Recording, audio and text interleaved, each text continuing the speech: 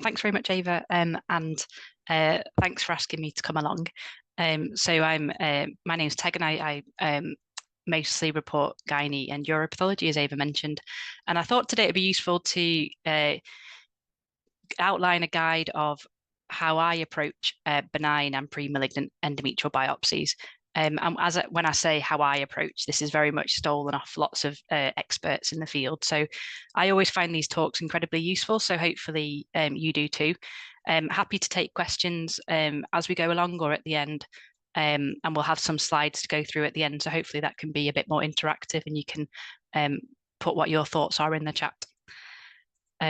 So this is just an overview of what we're going to be talking about. Firstly, we're going to discuss adequacy in endometrial biopsies because that's quite important and has some specific guidance. And then we're going to discuss the normal menstrual cycle. So I'm sure lots of you will be aware, but it's good to remind ourselves.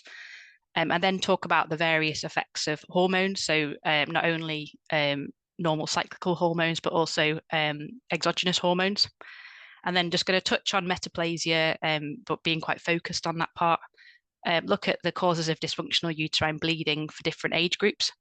And then we're going to have a look at hyperplasia and then have a short case discussion. So there's quite a lot to cover and I'm not going to cover everything. So there's quite a lot of things I'm not covering, but some of the most important things that I'm not covering that might be good for you to have an awareness of are stromal neoplasms. So you can get fragments of an endometrial stromal nodule or endometrial stromal lesion within the endometrial biopsy, and always have a high threshold, have a low threshold for like thinking of this. So if you see several stromal only fragments, so lacking glands, especially in postmenopausal women, you might want to be thinking about stromal neoplasm. We're not going to discuss papillary proliferations of the endometrium, but I think this is important for you guys to have an awareness of because they can be treated similar to atypical hyperplasia. We're not going to discuss the often tricky topic of cervical microglandular hyperplasia being found in an endometrial biopsy versus superficial sampling of an endometrioid adenocarcinoma. But there's quite a lot of good guidance out there and immunos that you can use. So hopefully you could look that up. And we're not going to talk about progesterone treated hyperplasia because that is a big topic in itself. And is quite evolving over the last few years. So why are biopsies difficult? I think there's a few reasons why they're found difficult. So we don't have like a uniform reporting and terminology. Different pathologists use different terms to describe similar things. There's also quite a high discrepancy rate between pathologists, particularly when you're looking in the realms of disordered proliferation or atypical hyperplasia. Biopsies, as you'll have seen, have lots of artifactual changes that make it difficult to assess the glandular morphology. And also the effects of hormones can alter the morphological features.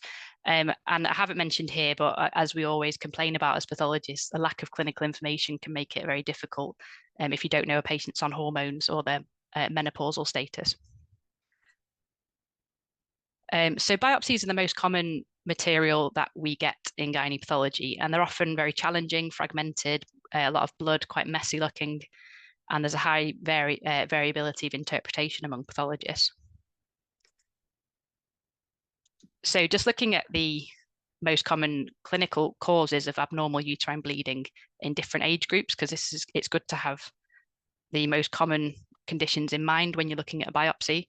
So in reproductive age patients, we're thinking a large percentage of these are having biopsies, perhaps with fertility related issues or workup.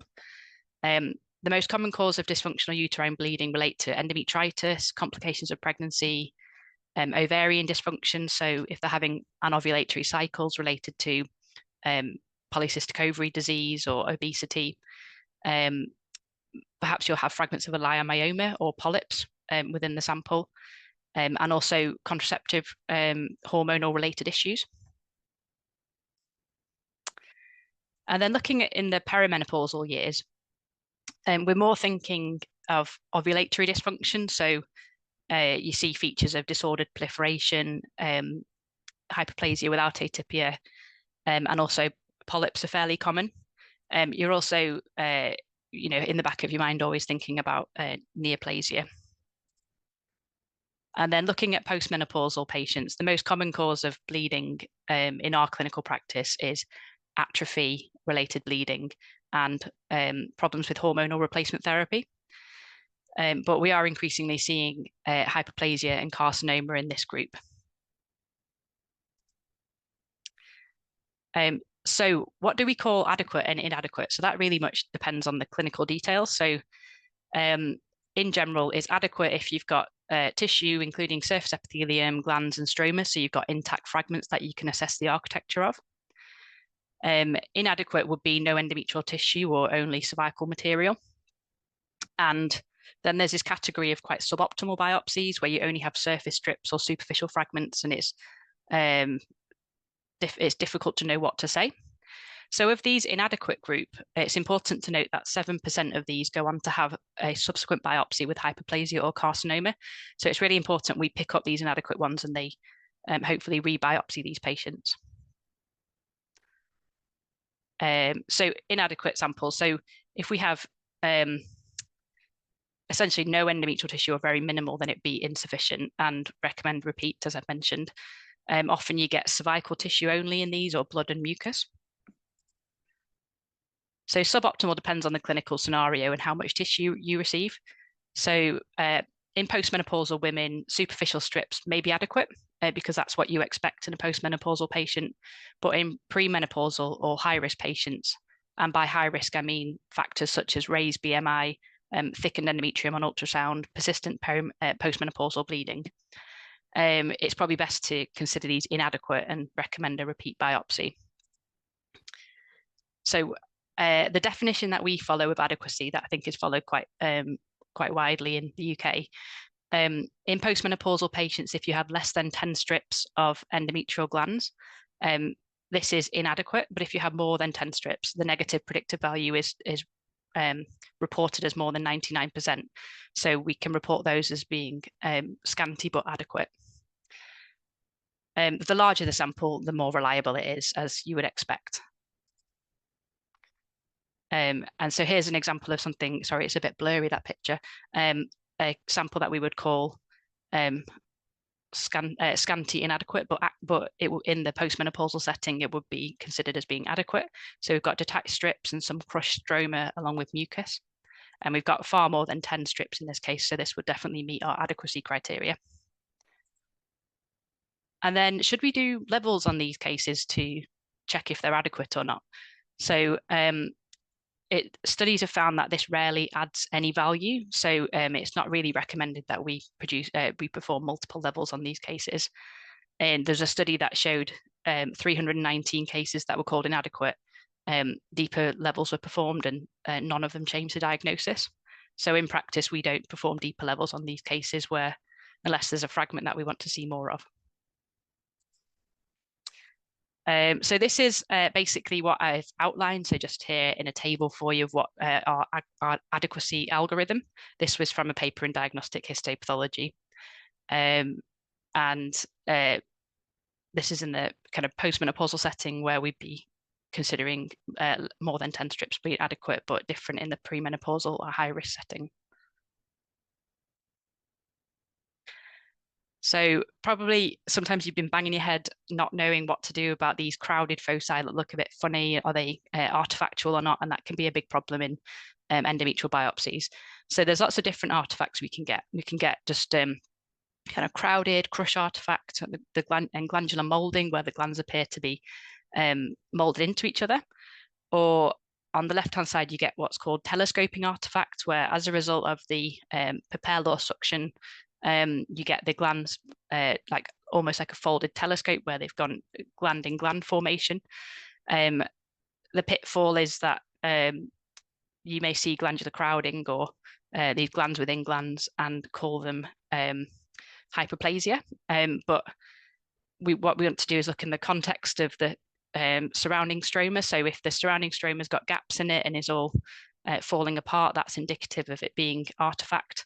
As well as looking at any intact fragments. So we don't want to diagnose hyperplasia on kind of crushed, detached fragments. You want to look at intact fragments to be able to diagnose that. So how do we approach endometrial biopsies from the start. So you want to, as we do in all specimens, we want to scan at low power. This would be a beautiful biopsy specimen. I presume this is a picture from a resection where we've got the functionalis towards the surface, which is the area that responds to hormones. And then we've got the basalis at the bottom, which doesn't respond to hormones. It stays inactive looking. And it'd be lovely to see well-oriented functionalis and basalis underneath, but that's very uncommonly what we get. So when you're scanning around on low power, look for any fragments that don't fit. So any fragments, perhaps polyp fragments or leiomyoma or neoplastic fragments, these may be causing the patient's symptoms. So dating of cycling endometrium. In this country now, we're not asked to date to the day, and I think we've very much lost the skill of being able to date an endometrium to the day. Certainly, we just provide a phase. So I think they found that they can provide more accurate hormone profiles than we can from histological dating. So we would just state whether it's proliferative, or day 16 will be interval phase, and then secretory endometrium. So for a patient to have a secretory endometrial biopsy, that means they must have ovulated. And that's a really important finding, particularly in infertility patients. And then you're looking at the menstrual endometrium at the end of the cycle. So this would be a really lovely biopsy of a normal proliferative endometrium. We've got evenly spaced tubular and round glands. You want to see frequent mitotic activity both in the glands and in the stroma. And the glands are quite well spaced. So the gland to stroma ratio is less than one. So you've got more stroma than glands. So you can be quite happy that's not a hyperplastic process going on. And then the interval phase is quite an important phase, because that's when the glands are starting to have a secretory vacuoles, but they retain mitotic activity, and it might signify that the patient has ovulated, but it's not really sufficient in a fertility setting to say the patient has definitely ovulated. So you might get 3 to 4 glands showing subnuclear vacuoles. And if you get more than that, then you can be more confident that the patient has ovulated and you're in the early secretory phase. And then early secretory endometrium. So I think you've all seen these subnuclear vacuoles that look really distinctive, like piano keys, and they're well distributed throughout the endometrium. You also start to get much fewer mitotic figures, but you still do see mitotic figures in the glandular and stromal component. We often get biopsies which are called described hysteroscopically as a polyp, and we find that it's actually secretory endometrium, because hysteroscopically secretory endometrium can look quite polypoidal. That would, if you get a sample labeled as polyp but it's secretory endometrium, then that's often correlates quite correctly with that. So mid to late secretory endometrium. So in the mid phase, the glands are very tortuous and the secretions move within to the luminal aspect. The stroma is very edematous, but there's not any predecidual change at this point. When you're getting towards the late secretory phases, when you get the predecidual change, which starts around the vessels and then becomes more widespread. The glands become very serrated and sawtooth-like. And you often get lots of lymphocytes, but you shouldn't see plasma cells in this phase either. And then get into menstrual endometrium, which as a trainee, I always used to find menstrual endometrium very difficult because it's so fragmented and so much crowding. So you get during the stromal hemorrhage, the predecidual cells, they shrink and they lose their characteristic abundant cytoplasm. As the stroma collapses, it becomes fragmented and it leads to breakdown and creates an appearance of artifactual crowding and telescoping. So you really want to be very cautious before you diagnose hyperplasia within a menstrual endometrium. Other features of menstrual endometrium are fibrin thrombi within small vessels and the stroma collapsing into what some people call stromal blue balls. Eventually, the tissue fragments completely, and at that point, the glands may look quite inactive looking, while some look quite secretory looking. If a patient is having normal menstrual bleeding as part of a normal ovulatory cycle, the glands should show evidence of exhausted, like quite sad-looking secretory features. It's good to distinguish that menstrual type bleeding from other types of dysfunctional uterine bleeding.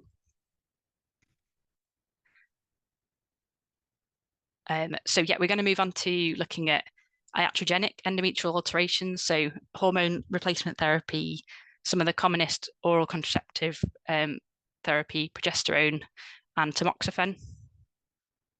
Oh, sorry, I've removed the section on tamoxifen because it didn't fit, so we've just got the first three today. So this is a combined oral contraceptive pill. So I always think when I put these down the microscope at low power, they look suggestive of chronic endometritis because you've got these glands which are difficult to date, and the stroma is quite widely spaced and perhaps a bit spindled looking, and it makes you really think of chronic endometritis, but you actually won't find any plasma cells in these. And when you look at the clinical history, hopefully you can find that the patient is on the combined oral contraceptive pill. So this is so-called pill effect. So you get these widely spaced, narrow, straight glands lined by cuboidal epithelium. They don't show nuclear stratification or mitotic activity. And you get sparsely cellular stroma, which may be weakly pseudo-decidualized, and quite thin-walled ectatic vessels are sometimes present. So progesterone effect, hopefully we've all seen examples of really nice progesterone effects where you get very plump stromal cells with abundant cytoplasm containing glands that usually look inactive, sometimes they're secretory, and very ectatic vessels. Similar to secretory endometrium, often these can be described hysteroscopically as looking polypoidal, but they don't really indicate a true polyp. So the types of contraceptive that would cause progesterone effect would be the progesterone implant coils, such as the Mirena coil and the progesterone-only pill. So you have to be taking such contraceptive for a minimum of 2 to 4 weeks before you start to see these changes. Before that, the endometrium looks quite secretory looking. Sometimes you only get quite focal pseudo-decidualization, and it's worth mentioning that in your reports because it might indicate that the patient isn't responding properly to progesterone therapy. So they might need a higher dose or an alternative preparation or a different medication altogether. So hopefully you can see in the top picture, the bottom left, there are some signet ring type cells. So it's just worth noting that you can get signet ring looking stromal cells in relation to progesterone effect in the kind of decidualized stromal cells. And then the secretory glands in the bottom left can look quite underdeveloped, and the stroma, the distinction between secretory glands in progesterone effect rather than true secretory endometrium in a patient not taking progesterone is that within a progesterone effect endometrium, the secretory glands are quite underdeveloped, like the bottom left, and the stroma is more confluently pseudo-decidualized, and you might get superadded breakdown as well at that point. So moving swiftly on, different types of endometrial metaplasia. So these are the various different types that we commonly see. The only one I'm going to talk about today is morular metaplasia, because I think that's a really important one to pick up. What they used to call squamous morular metaplasia, but they've taken the word squamous out because they're not true. It's not true squamous differentiation. So these are round, they look almost like a granuloma-like immature cells. They're usually found centrally within a gland lumen or within a collection of glands, and they sometimes show central necrosis. They are CDX2 positive, so that can cause some diagnostic difficulties, maybe in a metastasis, but it can be quite helpful to be aware that you can use CDX2 to look for these. It's very rare to find morular metaplasia in benign endometrium. If you do, you might find it in proliferative endometrium. If you see a biopsy with morular metaplasia but no glandular proliferation, I would strongly suggest that you ask them to re-biopsy the patient and follow them up, because these are usually associated with hyperplasia or malignancy. So we have had several cases with the original biopsy just showed solitary like morular metaplasia, but the follow-up biopsy showed hyperplasia. So it's worth mentioning to your gynecologist. So why does the endometrium break down? So we've already talked about the normal menstrual cycle, but what are the other scenarios where you can get bleeding, which will be considered abnormal?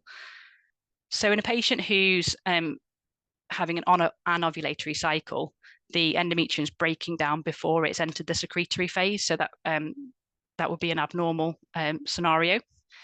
Often patients who are taking hormone replacement therapy, if the preparation isn't really quite right for them, they'll often get breakdown in an unscheduled manner. So structural abnormalities like polyps or leiomyomas can cause abnormal bleeding, and endometritis is also a common cause of abnormal bleeding.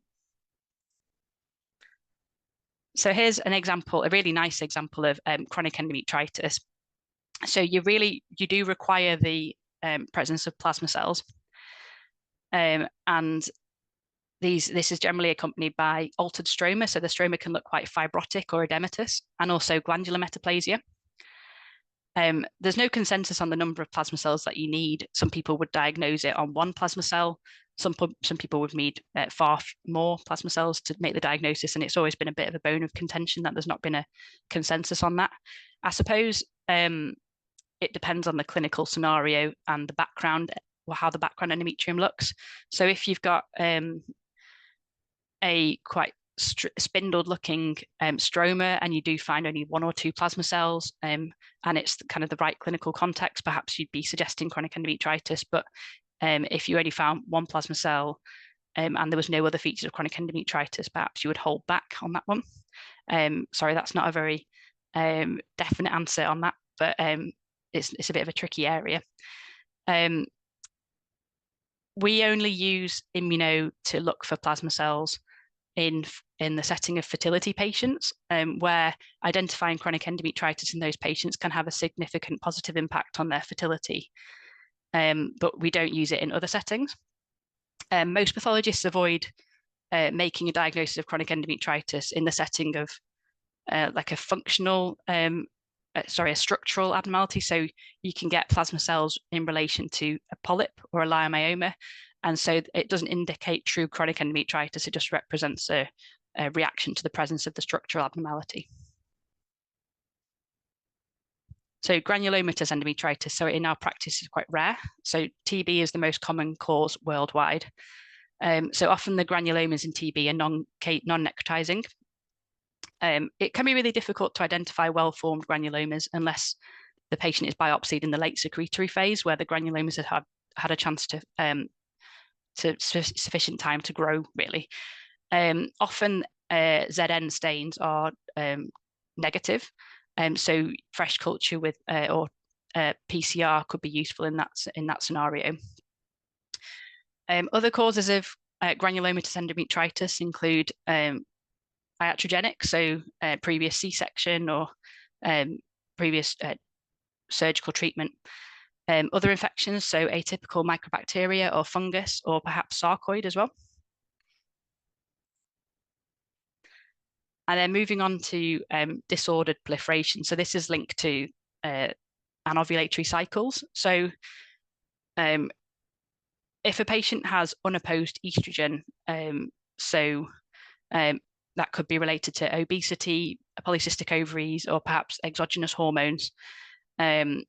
They can undergo anovulatory cycles where they not entering, there's no ovulation occurring, they're not entering the secretory phase, and the estrogen is becoming unopposed until the endometrium breaks down. In this scenario, you get these irregularly shaped, often people describe them as almost look like animals. So perhaps the one in the top left looks a bit like a dinosaur, and they're irregularly shaped and cystically dilated and show branching, but importantly, they're not crowded. Often these changes are associated with breakdown changes, so fibrin, stromal condensation, quite reparative and reactive looking surface changes. This condition lies on a spectrum with hyperplasia without atypia. It's hyperplasia without atypia is essentially considered to be a benign diagnosis, which is seen in patients in that kind of perimenopausal setting where it has a low risk of progression to carcinoma. So it's on a spectrum with DP, which can be quite subjective between pathologists, whether a case amounts to disordered proliferation versus hyperplasia without atypia. So we use that 1-to-1 gland to stroma ratio to distinguish them. So if there's more similar amount or more stroma than there are glands, then I wouldn't make a diagnosis of hyperplasia. It's not really certain whether there's a clear-cut biological distinction between disordered proliferation and hyperplasia without atypia. So it is a bit of an area which is being looked at the moment to what's the important distinction between the two. So what can look like disordered proliferation? So perhaps a polyp. So not really this polyp. This has got a very fibrotic stroma, I think, and it looks very polypoidal. But sometimes when the stroma of a polyp looks more bluish in colour, and you get these irregularly shaped and branched glands that can look quite similar to disordered proliferation. And also sampling of the stratum basalis. So if you don't have the functionalis to compare with, the basalis can look quite irregularly shaped and have denser stroma and quite thick-walled blood vessels. So often the distinction you can tell between the stratum basalis and disordered proliferation is that the stratum basalis often in a biopsy won't have any overlying surface epithelium and it doesn't generally show proliferative activity and has thick-walled blood vessels and doesn't usually, and you might get some adjoining myometrium in that as well.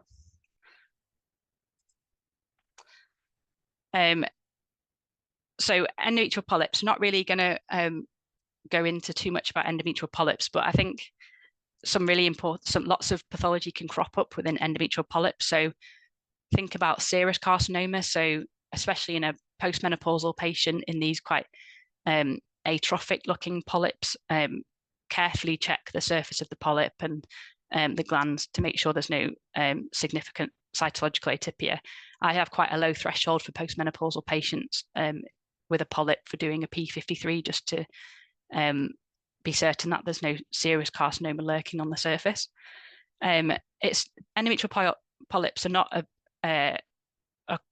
it's uncommon, but it's not unheard of that you can develop a metastasis within a polyp. So look at the stroma carefully. And then you can get some polyps representing Mullerian adenosarcomas. So think of that phalloides-like architecture, stromal condensation. Another entity which is quite uncommon is an atypical polypoid adenomyoma, where you get the stroma of the lesion is myomatous looking, so positive with like smooth muscle markers, and you get these this morular metaplasia within it. And the differential diagnosis, I think, with that would be an atypical hyperplasia. And you can, I've not seen it, but you can get an endometrial stromal sarcoma within an endometrial polyp. So it's always worth having these things in the back of your mind when you're reporting a polyp. And then this is the last section of the talk before we have a look at a few cases. I find this glandogram from a talk I watched very useful. So the normal endometrium gland to stroma ratio would be this around 50% one or less.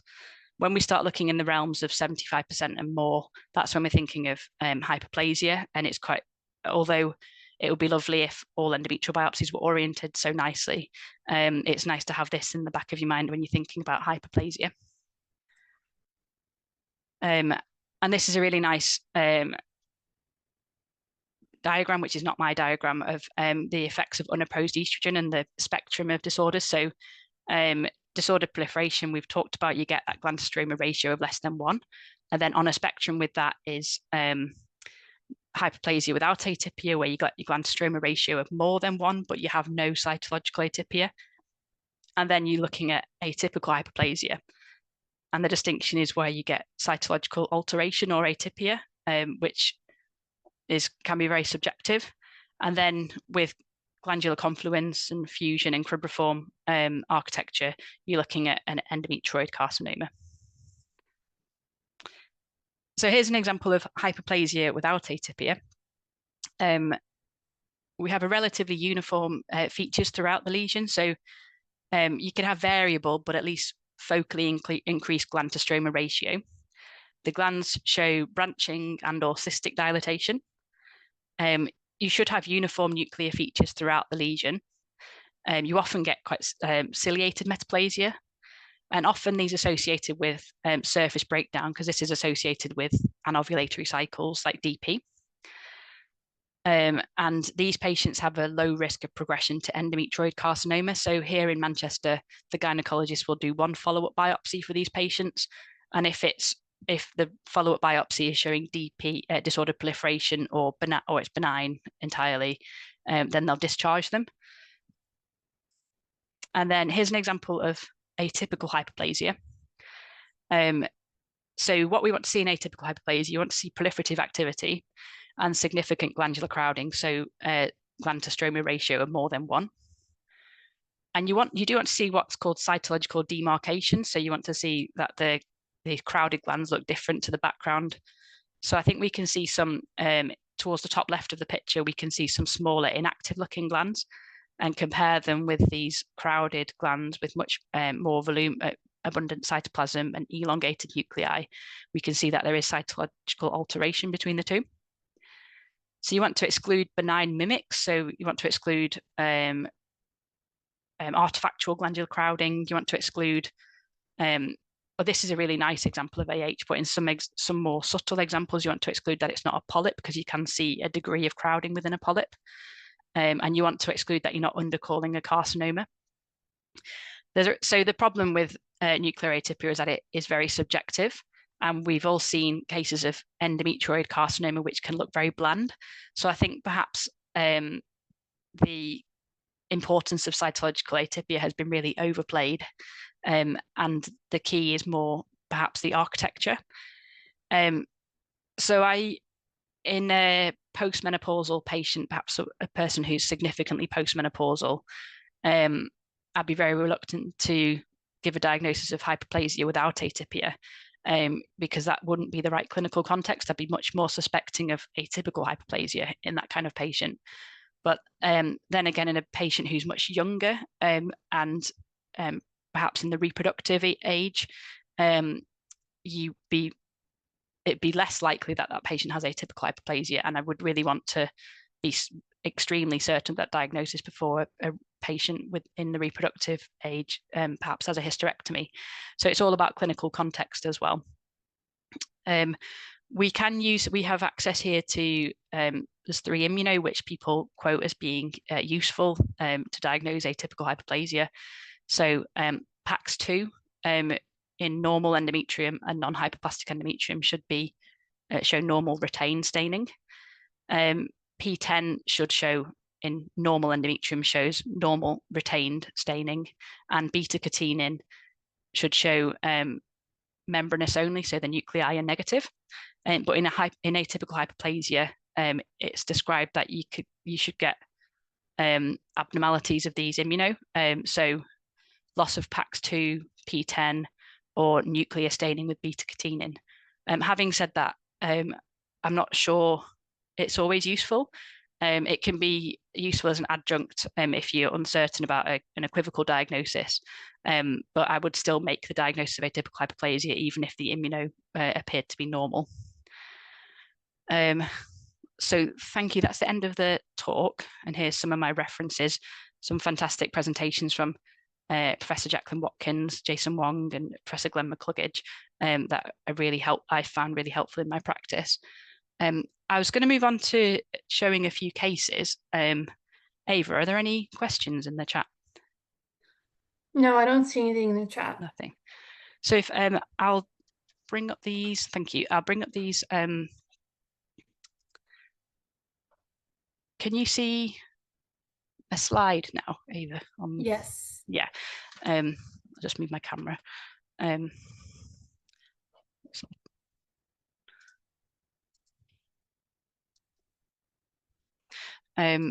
So feel free if anybody wants to put any ideas in the chat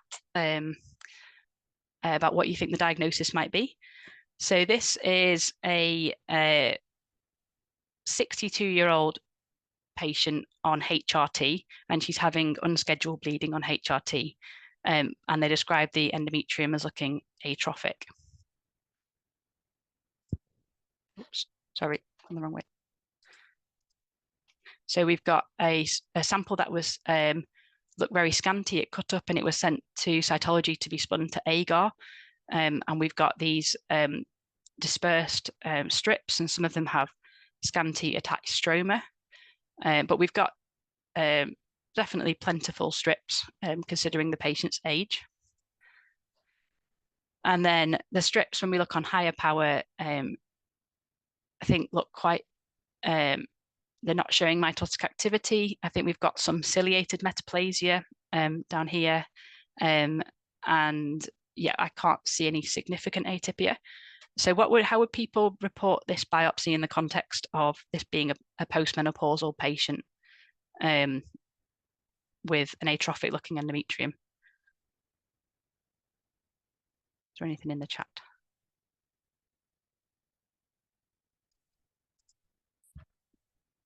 Nope, nothing in the chat. Nothing, that's okay. So I would, so definitely it's adequate in this clinical context. So we definitely got more than 10 strips. So this would be scanty, and I usually use the phrase, although we can't assess endometrial morphology because it's due to this scanty sample, kind of within these confines, there's no atypia or neoplasia. So that has a very high negative predictive value for the patient not having significant neoplasia. So the gynecologist would discharge this patient. And then this case is a patient who is 52-year-old patient who's having who's on HRT, including a Mirena coil, and she's having unscheduled bleeding on HRT. So we've got some intact fragments towards the right-hand side of the screen, and then some more fragmented parts at the other side. We'll have a closer look. So, sorry, this picture is a bit dark, but we've got these glands which don't look to be doing very much, set within this very pinkish stroma. And then some of these other more fragmented areas are showing, I think you could count that as stromal condensation here, and then this kind of overlying intact surface type endometrium. Oh, sorry, next case. So if there's nothing in the chat, I would report this case as, so she's got progesterone effect. So we've got this pseudo-decidualized stroma containing inactive glands, which is what we like to see. And that would be in keeping with her having a Mirena coil. And then she's also having this breakdown, which is in keeping with her having this unscheduled bleeding. So I think they need to adjust her hormone replacement therapy. Perhaps she's having breakthrough bleeding with her in the context of her oral HRT that should be on at the same time. So there was no neoplasia in this case. And then I was photographing these just this morning, and the brightness hasn't seemed to work out. But this is a 50-year-old patient who had abnormal uterine bleeding, and we've got these fragments with quite pinkish looking stroma. If I just move on to, so we've got thick-walled blood vessels, irregularly shaped and branched glands, which look to be quite inactive to metaplastic, set within this fibrotic stroma.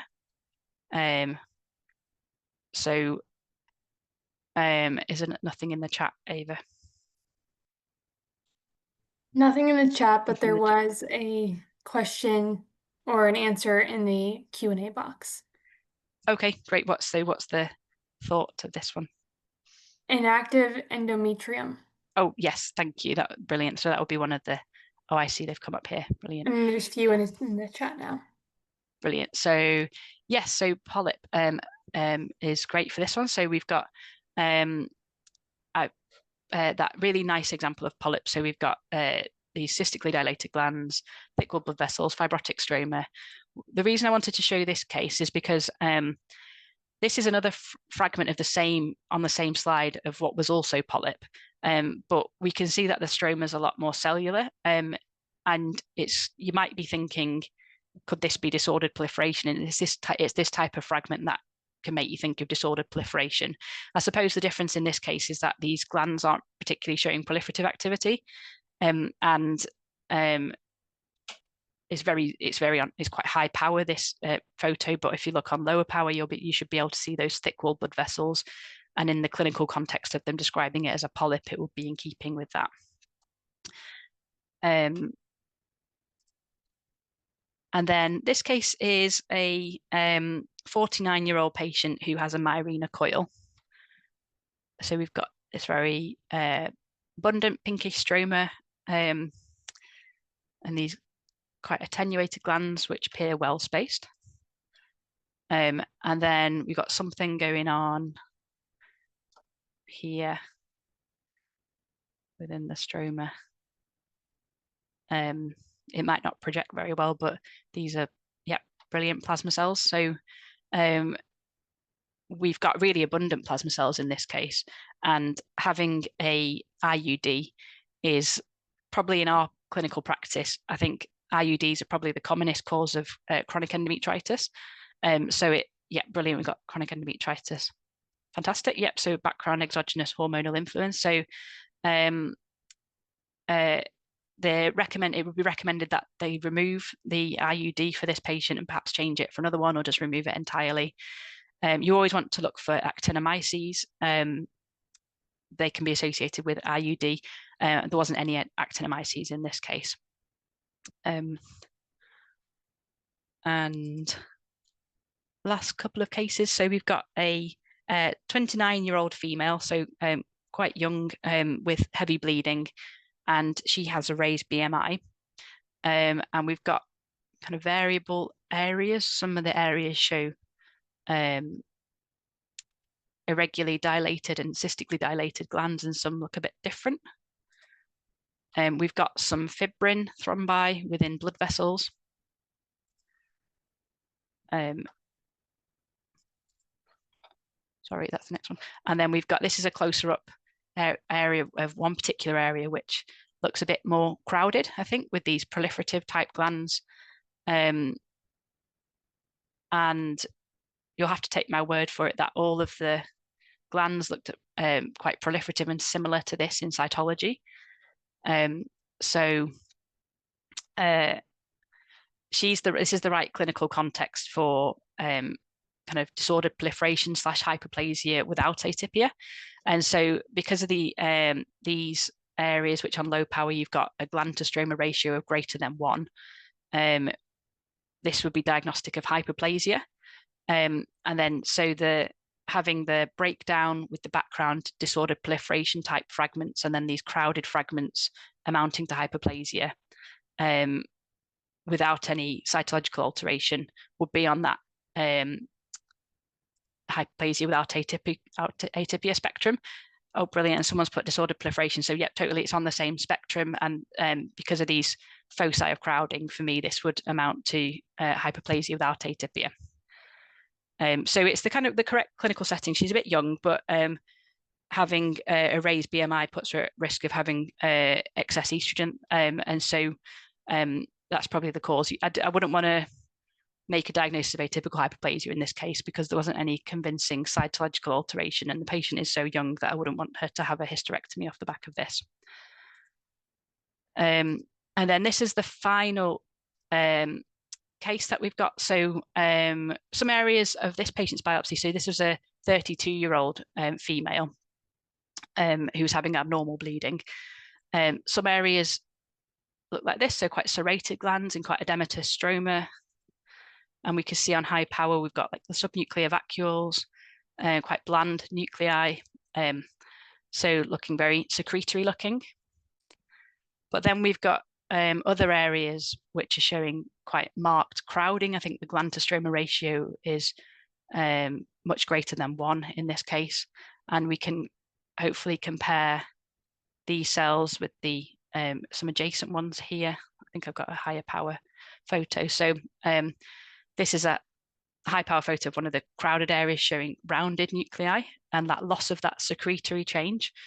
So I'd say this was some cytological, yeah, brilliant. So atypical hyperplasia. And this is quite a rare case, uncommon case of atypical hyperplasia where you got it in a background of secretory change. So usually you get it in the kind of background of proliferative change, but it is a nice, it's nice to, we always worry about missing hyperplasia within secretory endometrium, but we can see that it is very distinct. We've got these very irregularly shaped and crowded glands which do look distinct from the background.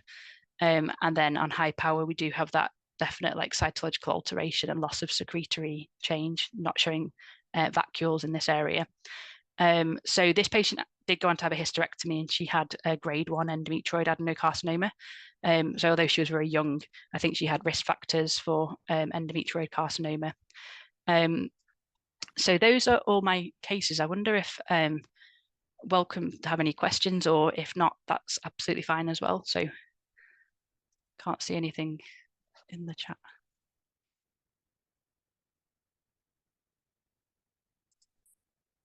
Q&A, sorry. Oh, yeah. Yep. So don't think there's any questions there. So just to say thank you so much for having me and for your attention. I hope that it was useful, kind of a whistle-stop tour of how I approach endometrial biopsies. And yep, thanks to Ava for helping out there.